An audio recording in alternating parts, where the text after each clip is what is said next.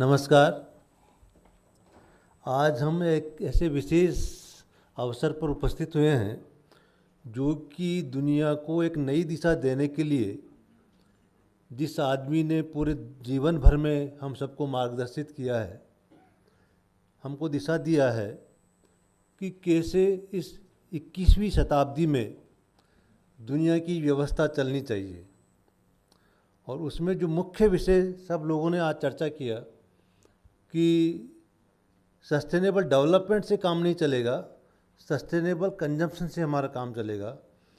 हम जीवन में जो पर्यावरण की स्थिति जो देख रहे हैं, पूरी दुनिया उससे परेशान है। अभी जो ऊर्जा का विशेष संकट शुरू हुआ है उससे हम परेशान हैं।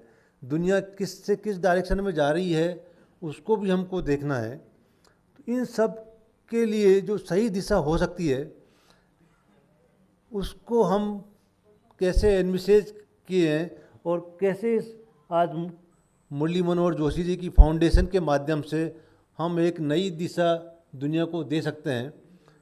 तो अभी थोड़ी देर पहले ही राकेश उपाध्याय जी ने एक बात कही थी कि आईआईटी दिल्ली में 2002 में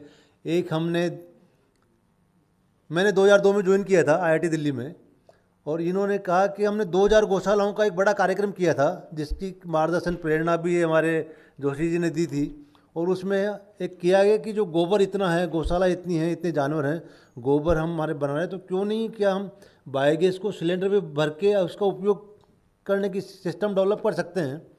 हमने उसको 2002 में काम शुरू किया और 2008-06 में आते आते हमने पेटेंट किया। पर अभी मैं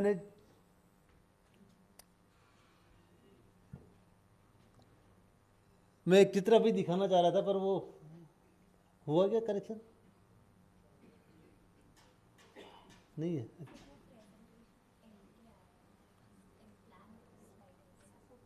अच्छा, तो अभी कर सकते हैं, कुछ हेल्प कर सकते हैं। भाई साहब के साथ फोटो है वो उस गाड़ी की।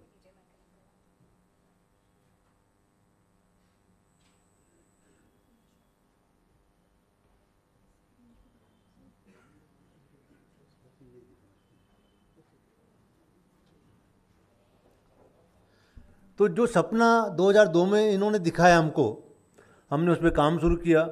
और काम शुरू करने के साथ साथ 2007 में आते आते पेटेंट किया। पिछले 2011 से सरकार ने हमको एक गाड़ी दी सीएनजी वाली। मैं आईआईटी दिल्ली में बायोगैस की गाड़ी पिछले 15 साल से चला रहा हूँ।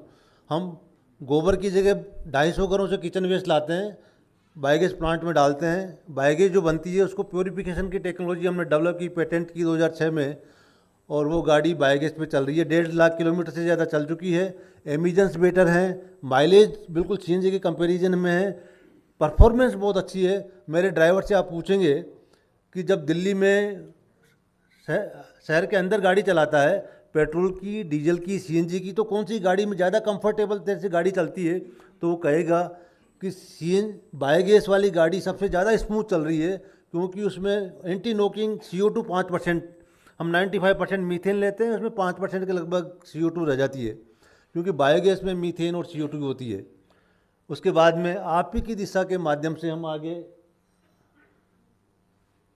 पीपी ग्राम ऊर्जा स्वराज पे काम कर रहे हैं कि कैसे जो वहाँ के लोकल रिसोर्सेज है गांव के, उनको यूज करके हम सस्टेनेबल एनर्जी सप्लाई गांव में तक पहुँच जाएं। मेरी लैब में आईआईटी दिल्ली में बायोगैस प्लांट पिछले 25 साल से चल रहा है, और वो किचन वेस्ट से चलता है।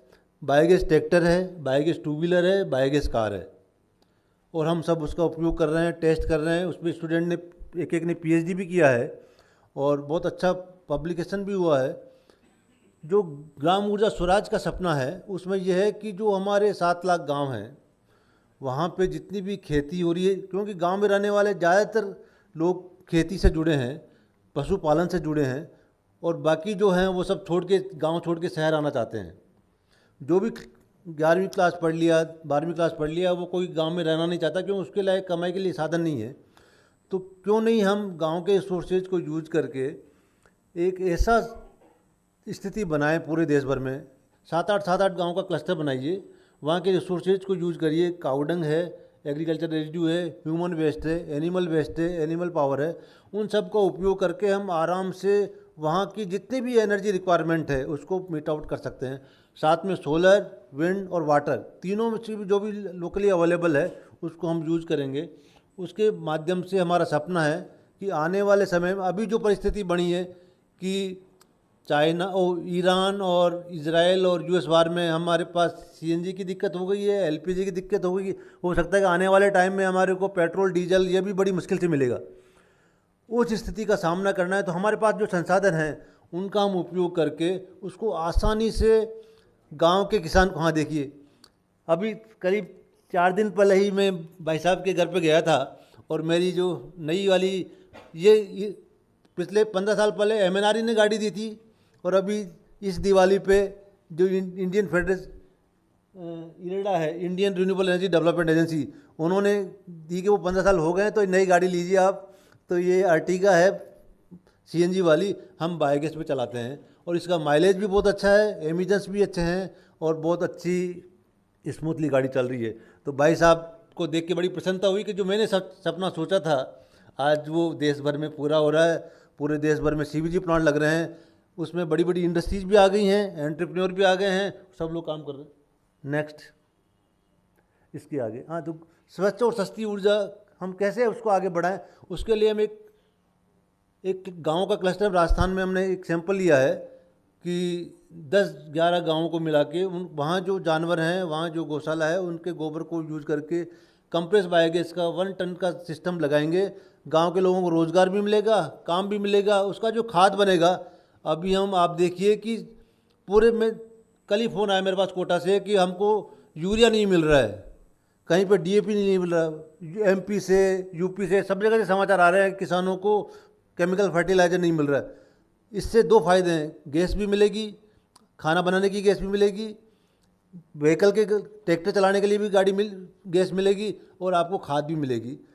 तो हम ये जो इस फाउंडेशन के माध्यम से आने वाले जो अगले 21वीं शताब्दी है उसमें बहुत बड़ा क्रांतिकारी परिवर्तन ला सकते हैं। बस मुझे ये अपेक्षा है कि हम सब सहयोग के साथ अगर काम करेंगे तो ऐसा आने वाले समय में हम इसको प्रतिपादित होते हुए देखते हुए देखेंगे। और इससे ज़्यादा खुशी क्या होगी कि हमारे सामने जो मार्गदर्शक हैं उनको वास्तव में बड़ी खुशी मिलेगी कि हाँ, उनका जो सपना देश के प्रति रहा उसको साकार होते हुए वो देख पाएँ। बहुत बहुत धन्यवाद।